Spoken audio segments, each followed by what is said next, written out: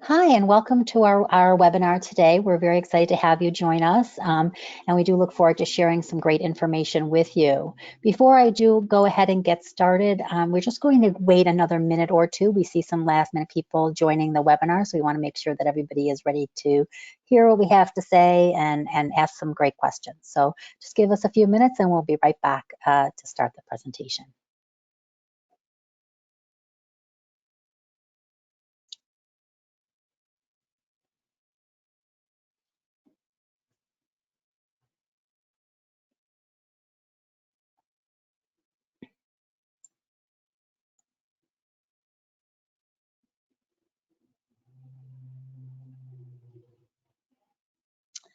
Okay, it looks like everybody who has wanted to join us is ready to go. So before I go ahead and get started, I just want to review some of the technology.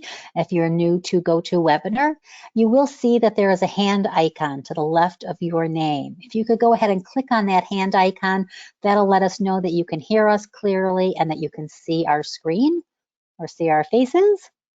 So if you could just go ahead and click on that hand icon, we'll go ahead and get started once I see you can hear us and see our screen. Perfect. Great. Thank you so much.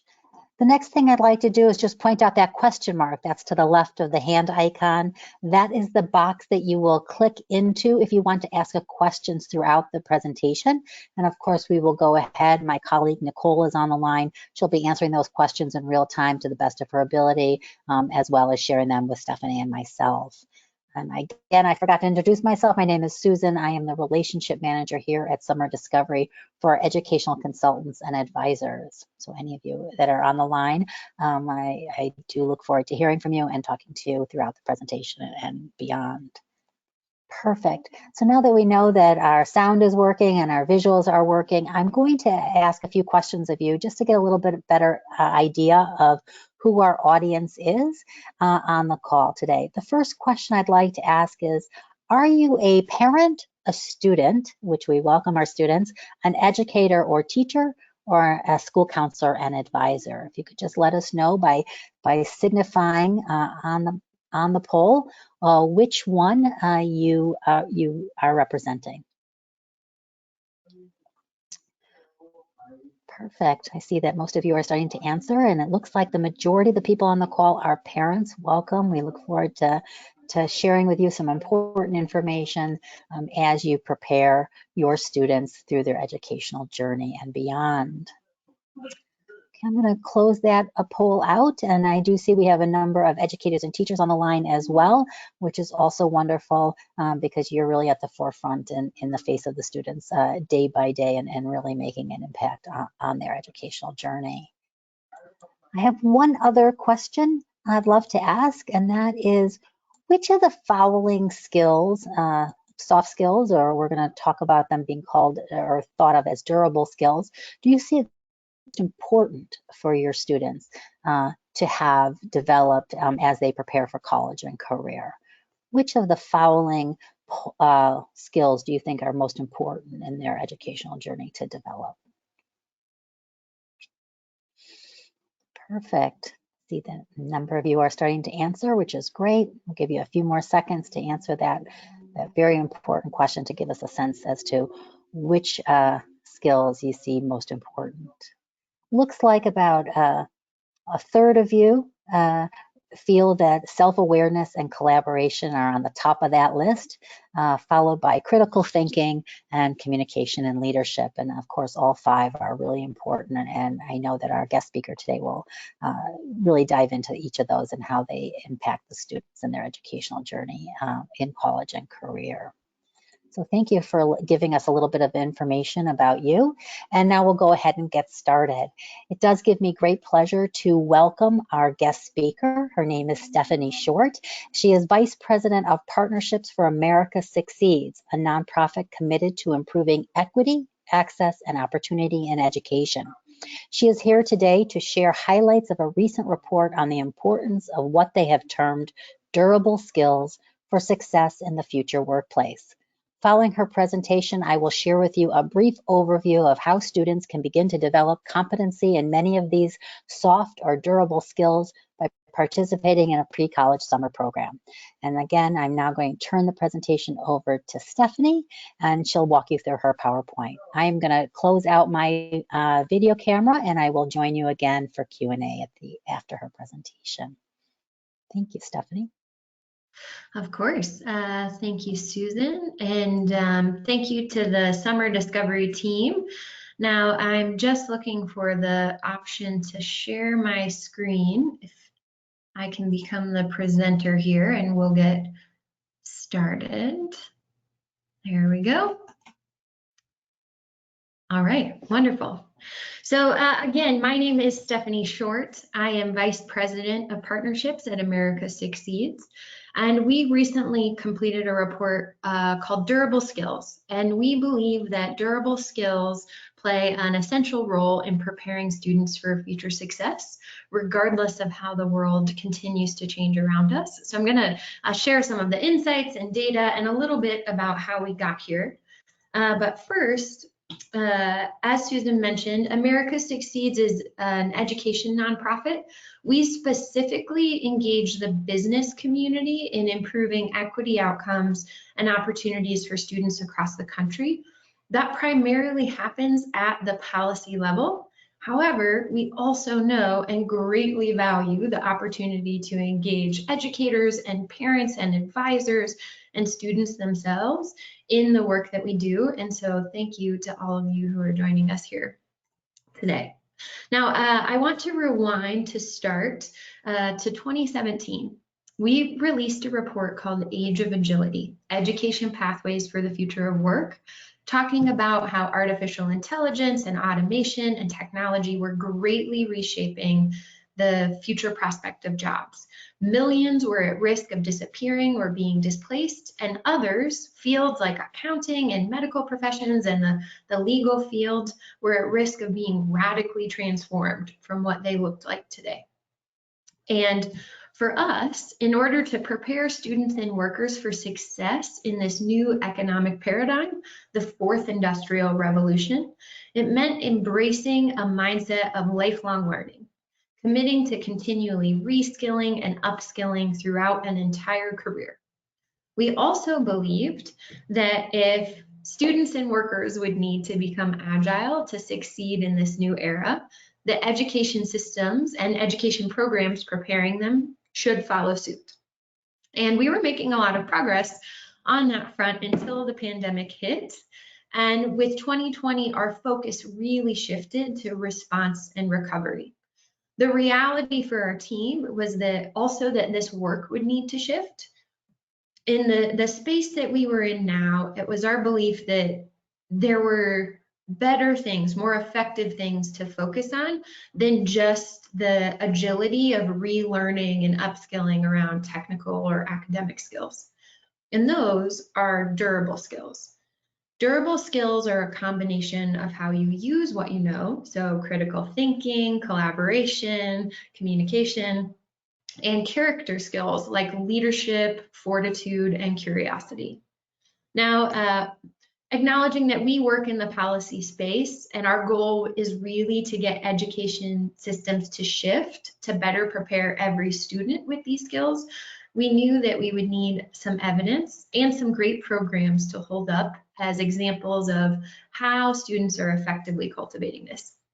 But we also wanted to engage our business partners. So we went to DC. Here on the screen, you'll see a whole bunch of professional associations, and we asked our partners if durable skills were relevant to their industry.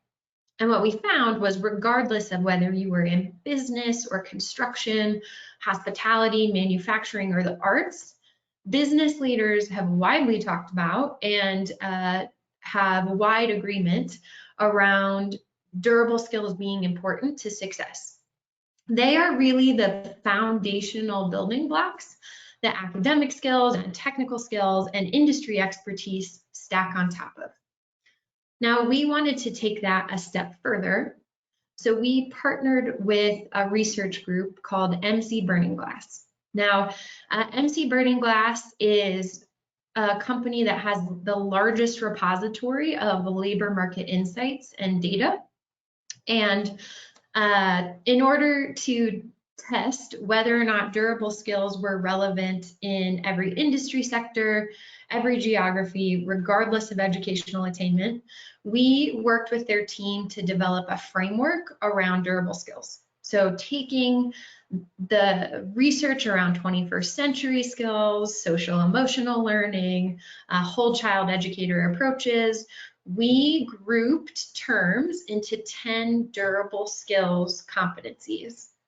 And each of those competency buckets also acknowledges and groups together 10 keywords that would show up in a job posting. So for example, on the screen, one of the terms you'll see is metacognition, which is a fancy way of saying self-awareness. There's not many jobs you apply to that ask for metacognition, but they will ask for time management, self-regulation, being a self-starter. And so we were turning what we knew as best practice in education into labor market information. And then using an algorithm, we scraped for these terms across 82 million job postings from the past 2 years, from 2019 and 2020, and proved overwhelming demand for durable skills.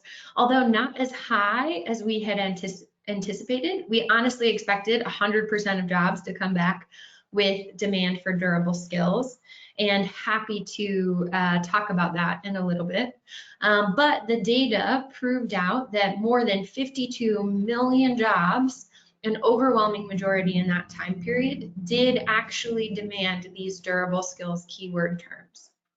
7 of the 10 most requested skills in job postings are durable skills. And durable skills are requested or demanded nearly 4 times as often as the top 5 technical or hard skills in jobs across the country. We also found that the jobs most aligned to the future of work and least at risk of automation in the near term demand more durable skills. It makes sense. It's the human skills that are most difficult to automate. So if you're an engineer, a manager in business doing strategy or operations or leading a team in this uncertain environment, it's these durable skills that become most essential to your success.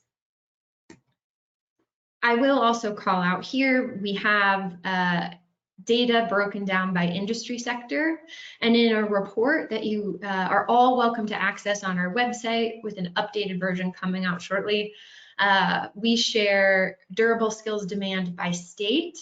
We can break it down by geography. We even have individual employer numbers to talk about durable skills within their job postings. The point that we proved our hypothesis that durable skills are demanded regardless of the pathway that a student might choose, which is where I come back to all of you. Why do you care? Why does this matter?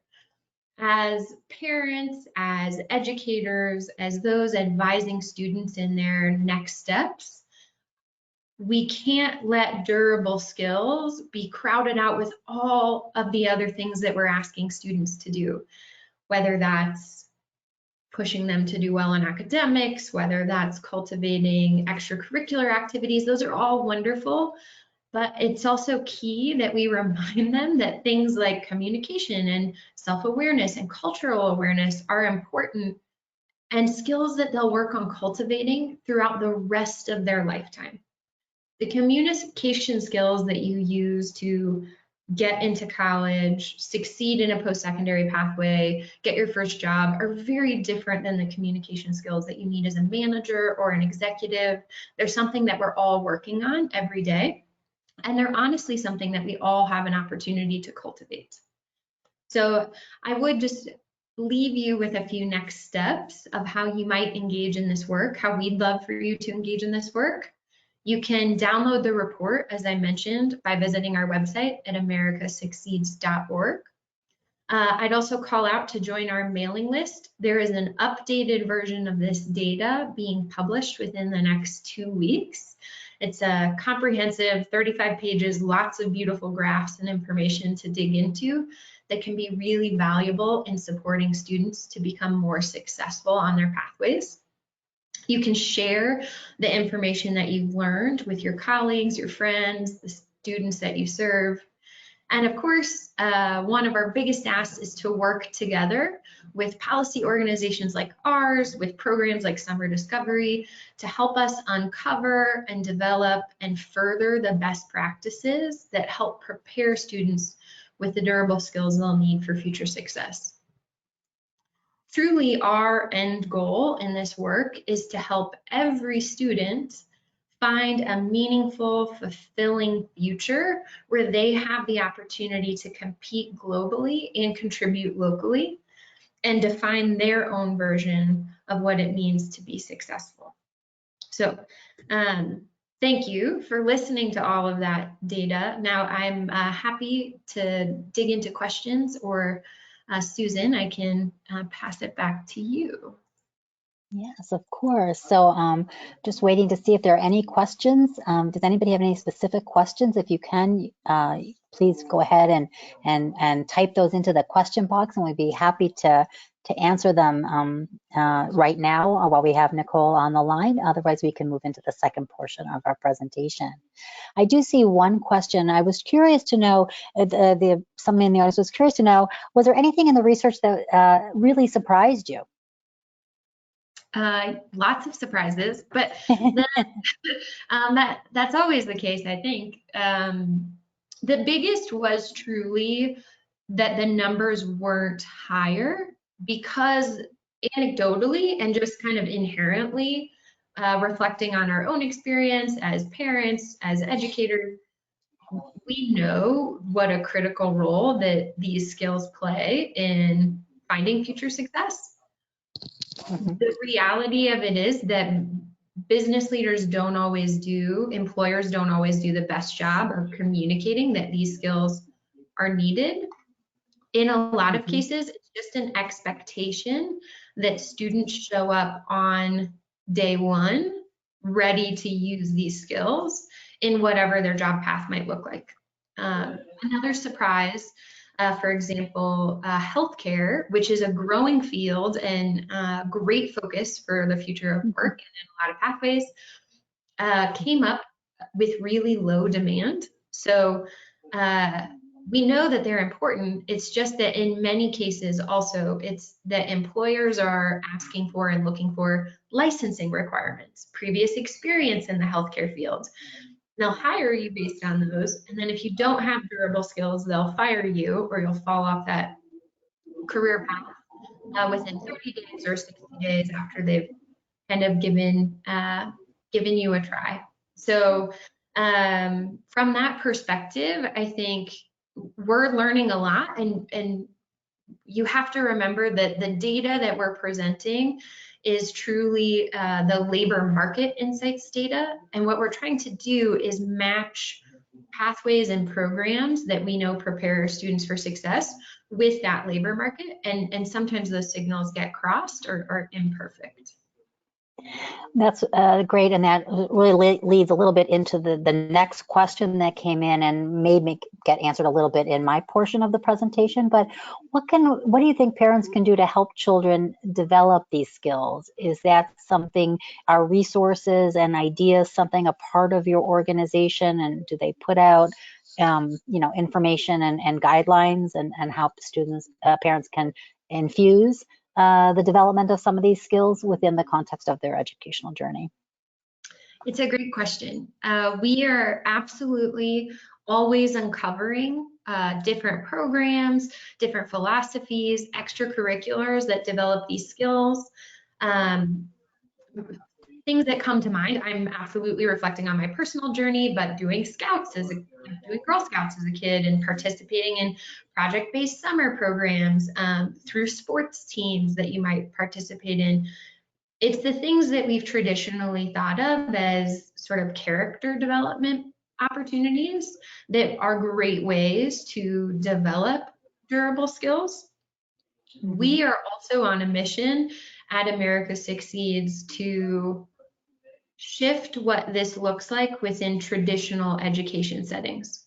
The reality of it is that students don't think critically from 12 to 12:45. They are absolutely thinking critically in their math classes, working on a science project, going to social studies. And one of the greatest opportunities that we see is helping educators and parents give students the language to understand that they're absolutely developing these skills in the things that they're already doing.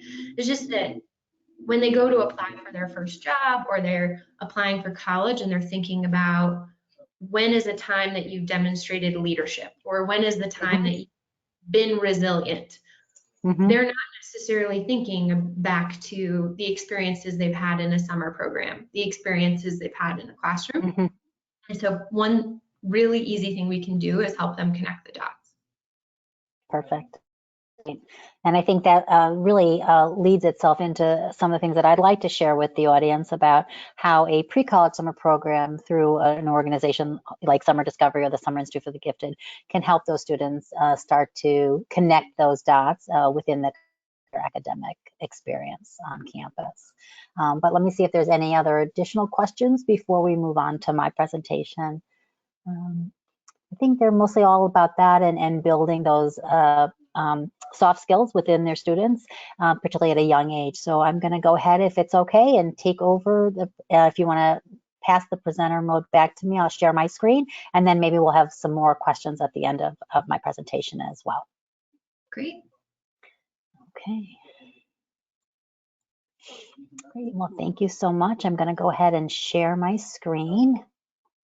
I'm going to turn off my video camera so I can share my screen.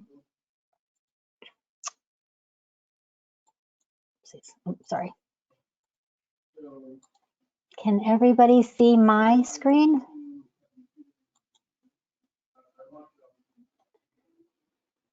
If somebody wants to just either give me a note, and Nicole, if you could just let me know if you can see the start of my presentation. Perfect. Thank you, Stephanie. Yeah, so again, building upon what Nicole has shared with you, I really look forward to showing you the importance and talking to you a little bit about the importance of experiential learning through the eyes of Summer Discovery and SIG, because we do believe that there is an important component of a pre-college summer program that allows our students to start to build upon those durable or soft skills. I'm going to start with why we feel that a pre-college summer experience is important in a student's educational journey. We want our students to have the opportunity to get a meaningful educational experience outside of their traditional classroom or educational journey, really get a taste of what college is going to be like, living and learning on a college campus.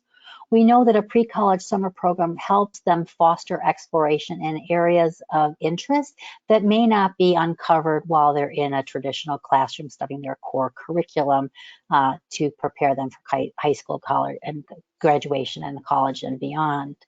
And we know that a pre-college summer experience also helps a student really further identify who they are and a sense of self and really what makes them excited and passionate about. And then again, a really big piece of a pre-college summer experience is that development of those soft skills, or now being termed durable skills, necessary to be successful both in college as well as in careers. A pre-college summer program allows students to network with like-minded students and make new friends, really a key component of learning how to work together as part of a team and team collaboration, as well as just engaging with students and faculty. And other staff members. And then we do see that students who do participate in a pre-college experience do improve their academic performance, enhance their educational portfolio, and help build the foundation for a more competitive college application. Why a Summer Discovery? Well, Summer Discovery has been a leader in the pre-college experiences for over 40 years. We were founded in 1966, and we've been offering our pre-college experiences for middle school and high school students for over 45 years. We do feel that we have a great academic excellence within the context of our programs. The depth and the breadth of our pre-college options are unparalleled in the industry.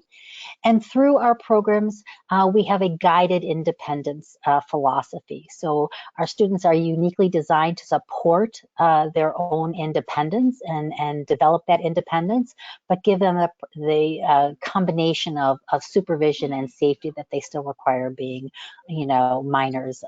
And we want to make sure that our students always remain safe and they're making good decisions, but have, mentors and guidance from a senior staff member.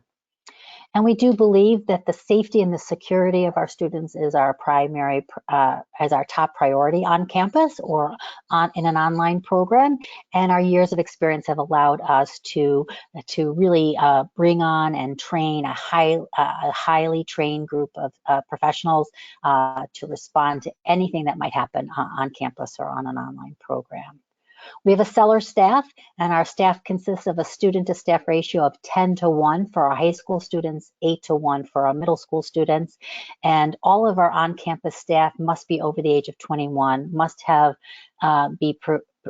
pursuing a college degree if they have not already graduated, and also are fully vetted and background by our staff that's hiring all of those summer staff. And then in addition to our resident counselors in that 10-to-1 student to staff ratio, we do have an amazing leadership team on every campus. So every campus program will have a leadership team headed up by our directors. All of our directors have been on campus for over 14 years, and we're proud of the seniority that they bring to running and managing our summer programs. We have great activities. So while the academics is the core of a pre-college summer program with Summer Discovery, there are a whole, vast array of activities every afternoon and evening and all weekend long to keep our students engaged with one another, exploring the city in which the campuses are located in, taking advantage of all the campus facilities, and really getting a cultural experience. And we have a very diverse student body, something that we're also very proud of. Our students come from over 40 states and 70 countries in a pre-pandemic year, and we're looking forward to getting back to a more normal experience on campus in 2022 after 2 years of having a hybrid situation. All of our programs are very diverse, and really we strive at an inclusive community while we're on campus. But most importantly, in addition to the safety and security of our students being our top priority, we want you to know that our families come first. We value our relationship with our Summer Discovery families, and we want to make sure that we treat each and every child as a special part of that Summer Discovery family and help them find the perfect fit for the summer. One of the silver linings that came out of the pandemic is it allowed us to pivot our what was always historically an on-campus in-person experience to offering a hybrid, both in-person as well as online experience for our students. So we were really proud of the ability to pivot our typical Summer Discovery in-person experience to an online experience in 2020. We continued both options in 2021, and we will continue to offer both options in 2022. We are, however, returning to all of our top 12 university partners in 2022 with in-person experiences at campuses such as UCLA, the UCLA's Anderson School of Management, UC Santa Barbara, CU Boulder, University of Texas in Austin, University of Michigan, Georgetown, University of Pennsylvania, the University of Pennsylvania Carey Law School, the Wharton School at UPenn. And then across the ocean in the UK, we have a program at Cambridge University, as well as the Hult International Business School in London. And again, over 300 courses are offered and 25 online courses, and we really are proud of the vast array of program options for your students. A Summer Discovery program has 4 pillars of engagement. Of course, the cornerstone of a Summer Discovery program is the academics. Students will take 2 academic courses or 1 full-day intensive while they're on a Summer Discovery program. Courses are offered in 9 subject areas, so students who take 2 academic courses as their curriculum option can choose courses in different subject areas that they're interested in exploring, learning more about, getting a more in-depth look at. All of our courses are taught by university faculty and instructors, giving those students that firsthand look at what an undergraduate course might look like. The courses, however, are small to mid-size, so roughly anywhere from 10 to 20 students, depending on whether the course may have a lab or the nature of those courses. And most of the courses are project-based learning, so giving those students an opportunity to break out of an academic experience where they're learning information and really putting that information to work with them and applying that to something, a project at the end, a real world project at the end. All of our students do receive a certificate of completion and an evaluation from their faculty members. And college credit is offered at some of our programs, and in those cases, those students would receive an official university transcript from the college that's offering that college credit curriculum. I should just go back, and then again, in addition to the academics, of course, the community is an essential piece of the program, both in terms of learning how to live cooperatively in the residence hall, and then partaking in all of the social and recreational and athletic activities outside of the classroom. And then there's lots of opportunities for career success and college success and career exploration, development through workshops, tours of campuses, sessions with students from the university, things like that, to really prepare for that transition to college and beyond. Again, I mentioned safety and security is our top priority on a summer discovery program. Again, we really take a lot of pride in picking our campus partners. The location of the campus, the location of the residence hall is always central to the campus. The dining hall that the students would be eating in, the home area that we identify in and around campus that our older students are allowed to walk into with some supervision and take advantage of that home area. And certainly our staff, we do have a zero tolerance for alcohol, drugs, even bullying, and that's all laid out in a student parent handbook before the students arrive on campus. We really believe that we're trying to give the students a sense of independence, time management. They are responsible to get themselves up in the morning, get to breakfast on time, get to their class on time. We do take attendance in class. And then they have the support and supervision of their resident counselor should they need some assistance, and should they have any questions, and knowing how to best manage their time when they're not in the classroom. I just want to give you a quick look at a typical day. And again, after the students get up and head over for breakfast, they do head to their morning class. The morning academics on a summer discovery program for high school students is roughly an hour and a half to 2 hours. So it should begin somewhere around 9:30. It may vary from campus to campus. They'll have a break for lunch, time to check in with family and friends back home, things like that. And then they'll head to their afternoon class from 1 to 3. Our afternoon extracurricular activities start around 3 p.m. every day. There'll usually be a choice of 5 to 7 different activities for our students to participate in. They could be things on campus like intramural sports, arts and crafts, or they could be in the home area, visiting a local museum, heading to the bookstore, or even a little bit off campus, heading to the beach for the afternoon, or a local or some type of other activity like out in California, taking a trip up, a hike up to the Hollywood sign. Dinner is usually around 6:30. There's usually a window. Students will head over to the dining hall and get their dinner. And then we'll do our prime time activity. Again, those are supervised and structured activities, either on campus or off campus in the surrounding area, everything from going to the movies to miniature golf, to a comedy club, to karaoke.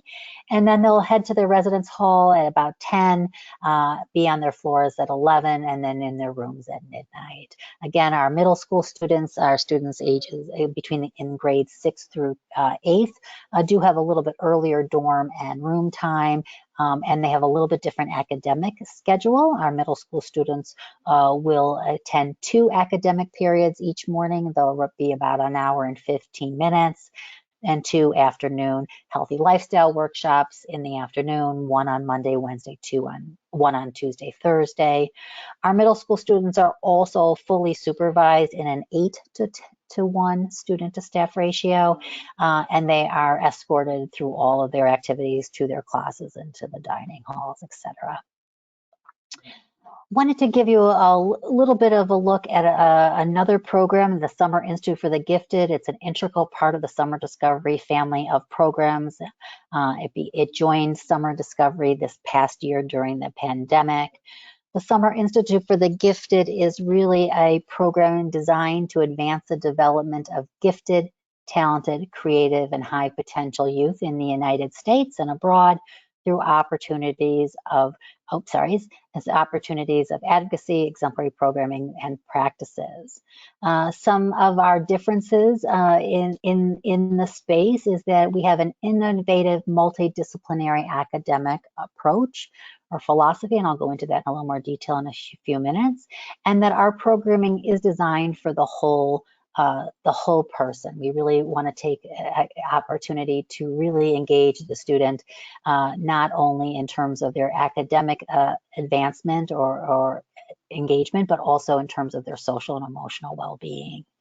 We have a great, diverse student body. They, again, come from all over the United States and worldwide, and a dedicated and qualified staff to take care of the students throughout the day.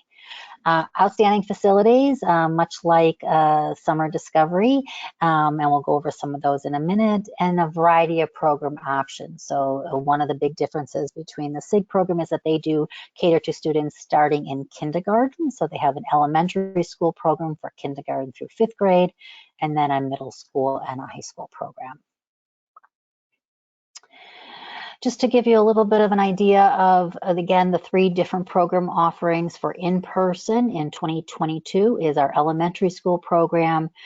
This is a day-only program. It does not have a residential component, and the students do come in the morning. They attend 2 academic courses or programs, one in the morning, one in the afternoon, and they have the lunch on campus. They can come for a half day or a full day, so that's a great option for them as well. It's, again, primarily academic for grades K through 5. Our middle school program for students finishing grades 6 through 8 is both academic and social. So there is a residential option where the students can live on campus and participate in evening and weekend activities, or there is the commuter option where they can come just for the day and really and just be there for the day if they choose to want to go home at the end of their academic day. Their day is a little bit longer than the elementary school program because it does have that optional recreational hour at the end of the day. And then our high school program is also for 9 through 12. It's both residential and commuter, academic and social. Just to take a quick look at the academics and the philosophy or the academic approach to the SIG programming. It's all STEAM plus curriculum, so it's science, technology, engineering, arts, math, and humanities and physical fitness. It is a multidisciplinary approach to the academics. So we want our students within the context of their class to really learn how to make connections across disciplines and exercise conceptual thinking using multiple perspectives. Our students will, in an academic course, really gain some strong research and creative problem-solving skills, great soft skills and necessary for their future success. And it's a problem-based learning approach. So our students will, within the context of the course, really engage like professionals in the field, focus on a critical, creative, and complex learning environment where they'll be able to apply the concepts that they learn to real-world problems and then come up with a solution to that problem or issue that they're focused on. And one of the other great things about a SIG academic course is that the course itself will have its overall course objectives, but it will also take into consideration each individual student's own objectives and really tailor their problem-based or their project at the end of the program to really hone in on their own individual passions and personal interests. And again, we like to think of a SIG program as being programming for the whole person, really taking into consideration their social and emotional development, by building some lifelong friendships, collaborating with like-minded peers to find creative solutions, and really combining some social and cultural opportunities within the context of their day and evening. In addition to that, new this year, for those middle school and high school students who will be residing on campus or residential students, we've added an academic evening workshop. This is really an opportunity to prepare our students for success in the 21st century. They will pick 1 out of 4 workshops to take part in throughout the course of their summer programming, whether it be 2 or 3 weeks. And really give them an opportunity to really gain a foundation in interdisciplinary integrative skills, and knowing how those skills will enhance their academic career and civic responsibilities as they move into the future. We want to challenge our students to think critically about ethical responsibilities and choices, both locally and globally. We want to foster some intercultural awareness and social emotional competencies, and we want to encourage that intellectual curiosity. There, again, are 4 workshops that they can choose from. These are learning skills and innovation studies. The first one is a civics and service, make your mark. And in this program, students will explore teen hunger within the region of their campus location and engage in a variety of activities, such as guest speakers from the local community on the issue of teen hunger. Together, they will work to develop an action plan to raise awareness of teen hunger in their home community and partner with local food banks and other nonprofits to build awareness and opportunities of service. For the summer 2022, the theme of hunger and teen food insecurity in the U.S. Is going to be the focus of that workshop. The second workshop, The Art of Critical Reading in Communities, is an opportunity for students to collaborate with like-minded peers in essence, a reading club, to really explore and the positive side of reading. So they will create an intellectual community in which they will make connections to real-world experiences by discussing a book called Under the White Sky. So all the students will read this book, Under the White Sky by Elizabeth Colbert, and join in discussions and debates in this workshop, really to give them a good understanding of the book and how it can impact their life. The third workshop is Examining Scholarly Articles, Debate and Discourse. And this will give students an opportunity to understand how to read and discuss and debate scholarly texts. This will give them that, skill building and research experiences necessary to succeed in college for sure, and understanding how to synthesize or express and communicate the complex ideas from these professional research or scholarly articles. And the fourth workshop, Clinton Strengths, Unlock Your Potential and Thrive, will give students an opportunity to really dive in and develop their own strengths, or first understand what their strengths are and how those strengths will fit into their college and their educational and career journey. So a great way to develop on those really important 21st century skills as they prepare for college and beyond. And just to briefly review our SD and SIG process, students do apply online. They pick their program and then their campus location and their curriculum type. They will submit the eligibility documents or requirements to be accepted. So for summer discovery, it's a recommendation and transcript. For SIG, it's the eligibility documentation to show that they have been, and there's a couple of different ways to show eligibility. They get their acceptance decision. They will enroll online with a deposit. They'll register for their courses after enrollment, and then their final payment will be due later in the spring. And then that really is a little bit of my presentation about summer discovery and how to take advantage of that experiential learning opportunities. I will open it up now for some more questions, and if there are any questions.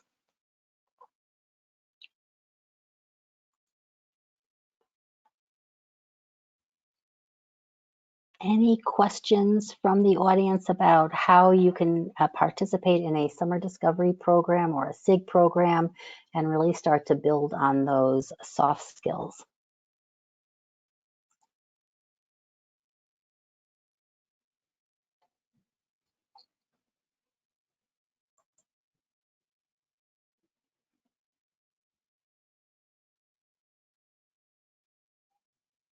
No?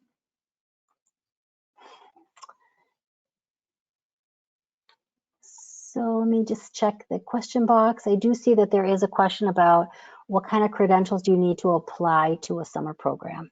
So for summer discovery, our high school students need to submit a recommendation from a guidance counselor or advisor, as well as a copy of their grade report or transcript. For most programs, we're just looking for a student who is above average, that takes school seriously, and is ready to be engaged in an academically minded program.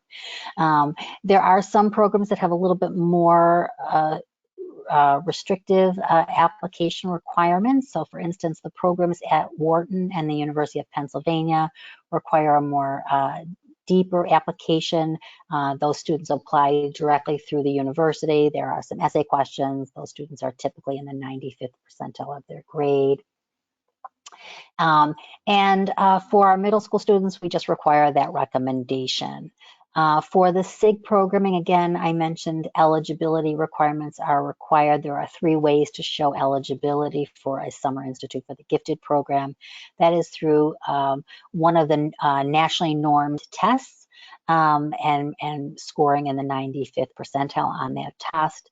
Having been accepted to a gifted or talented program locally, or attending a like-minded program in the past is one way, or getting 2 recommendations, either both from a educational consultant, an academic teacher, or one from an academic teacher and one from your parents. So there's lots of different ways to show eligibility for a Summer Institute for the Gifted program. And then our international students, if there's anybody here on the line who's international, certainly our international students do need to have an intermediate or advanced intermediate level of English to attend a summer discovery program. So a B1, B2 level of English. Formal testing is not typically required, but we might sometimes want to have a further conversation by Skype just to assess someone's English language capabilities. For SIG, they do like a student to show formal testing results through either TOEFL or IELTS. But again, if a student attends a English-speaking high school where their core curriculum is taught in English, then sometimes they can bypass a formal test with a Skype interview.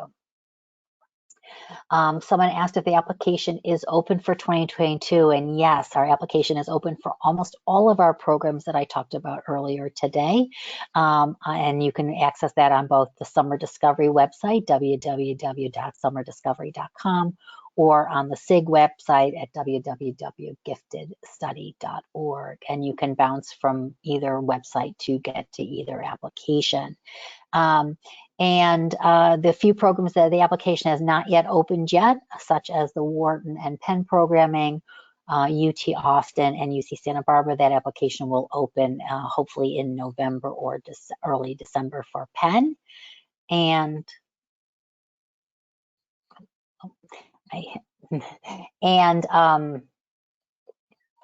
apologize if some of my other windows started popping up on our screen.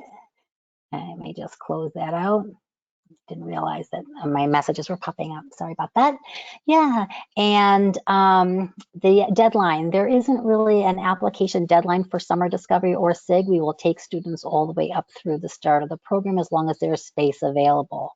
The important thing to note about applying early and getting accepted early is that course registration happens after acceptance and enrollment. And many of our courses do close out and sell out in the early spring. So we do encourage our students to apply early. The Wharton program, some of the special programs do have some application deadlines, and those would be specific and noted on their website. In terms of applying and getting started early, while we do encourage that, we do have some fall savings in place, and I can go over those details under separate cover. If you just want to put in a note, we're happy to give you a call and go over some of our fall savings options. We do have some alumni savings as well. And most importantly, for both Summer Discovery and SIG, while there are some exceptions, we do have a risk-free enrollment right now. So if you apply, get accepted and enroll now, you have up until February 1st to change your mind and request a full refund minus the application fee. So some great options to make those decisions early in the year. Let's see. So there was another question just to go over a little bit how the soft skills are integrated into each program. So as I mentioned to you, particularly in the SIG academics, but also in the summer for the younger students and also for the Summer Discovery students in middle school and high school, all of the courses are project-based learning. So we really take a lot of time to take the information that they're learning and then apply it to something in real world, problem or issue, and come up with a solution in that project. So lots of opportunity to work in small groups as teams, to learn how to collaborate, and then again at the end of the program, in most courses, that the students will present their project. So again, learning those presentation skills. So great opportunity for leadership, for collaboration, for presentation skills. And then of course, just being within the context of a college location, a college campus, living and learning on that college campus, learning how to communicate effectively with your peers from all over the world, most of which you'll have never met until you got to campus, and as well as the staff, as well as the faculty of the university. So I'm hoping I touched a little bit upon that. And then of course, with the addition of the SIG evening workshops, that's another opportunity for students to start to build out some of those soft skills necessary for success. In addition to that, we do have some courses, particularly through Summer Discovery, that are focused on those soft skills. So we have many classes, particularly out at UCLA, at Georgetown, that are fully focused and dedicated to building leadership skills. So if you have a student who wants to build out those leadership skills and they're in high school, they can take one of our academies in leadership through either UCLA's Bruin Leadership Project, or Georgetown has a leadership program, as well as Michigan. So that's a great way. Speech and debate is also an academic course taught at many of our campuses. So a student who really wants to focus on communication and building out those speaking and debate skills, there's an opportunity to do that well within the context of their academic course choice. Any other questions? Let me take a quick look through. I think I covered everything. Again, if you would like one of us to call you, one of our program summer specialists or myself to give you a call at a later date, we'd love to talk to you a little in more depth and help you find the right program for your student. Nicole, do you have anything else to add, or Stephanie, any other parting words for our audience? I would just say thanks again for having me. It was great being here. Great. Well, thank you. We appreciate the time and look forward to reading the full research report. Thank you so much. We appreciate your time and we look forward to speaking with you again soon.